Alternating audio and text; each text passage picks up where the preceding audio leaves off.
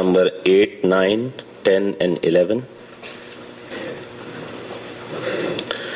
रसोऽहमप्सु कौन्तेय प्रभास्मि शशि सूर्ययोः प्रणवः सर्ववेदेषु शब्दः खे पौरुषं दृषु पुण्यो गन्धः पृथिव्यां च तेजश्चास्मि विभावसौ जीवनं सर्वभूतेषु तपश्चास्मि तपस्विषु बीजं मां सर्वभूतानां विद्धि पार्थ सनातनम् बुद्धिर्बुद्धिमतामस्मि तेजस्तेजस्विनामहम् बलं बलवतां चाहं कामरागविवर्जितम् धर्माविरुद्धो भूतेषु कामोऽस्मि भरतर्षभ. This is chapter 7.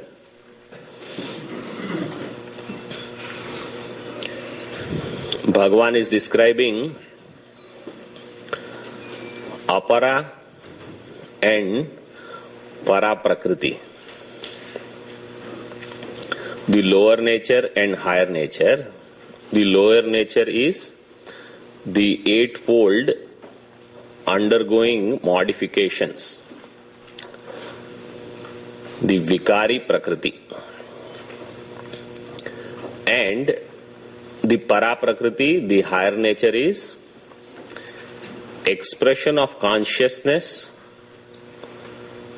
which is available in this apara prakriti, which is able to experience the apara prakriti. So one is the experienced aspect of creation and another is the experiencer aspect. And Bhagavan says, both are mine. And this entire creation is threaded in me like the pearls are threaded in a thread, connected. Like that, everything is connected to me. Then from shloka number 8, Bhagavan started talking about what are all various things where we can see him, where he is available. So he started identifying his presence in whatever that is commonly known available. In water, in sun, in fire, in moon, in everything. In intelligence of intelligent people, as intelligence. As brilliance of brilliant people. So what Bhagavan started indicating is, I am the essence of everything. Whatever that you think is the essence of a thing, because of which that thing is existing, he said, I am that. So earlier, by saying I am apara and para prakriti, his statement was, I am everything. Then by describing I am the sapidity in water, I am the heat and light in the sun and moon and fire and all these things, I am the fragrance in the earth, once again he revealed, I am the essence of everything. And that he concluded with the 11th shloka,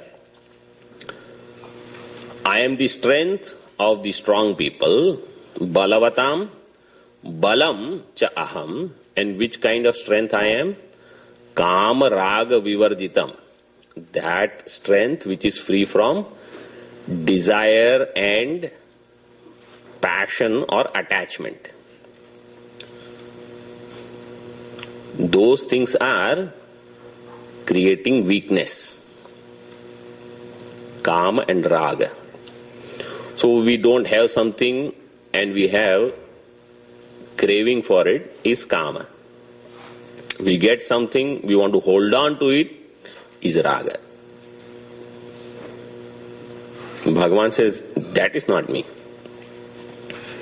That is not me means you will not be able to see that as my expression, even though I am there also. But it will be difficult to see me there. Like in Ravana or Kamsa, if someone says, if God is in everyone, is he not there in them? Yes, he is there. Can we see that?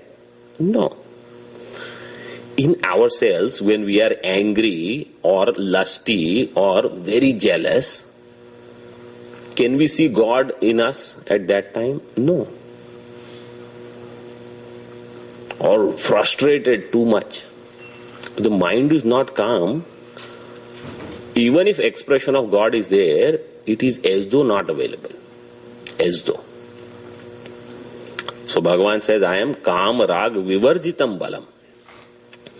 And Kam also can be considered as my expression, Dharma Aviruddhat.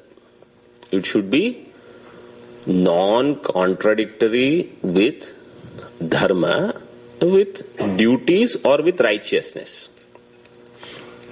Then that Kama also is me. In the form of the desire to sustain this body or sustain even the generations.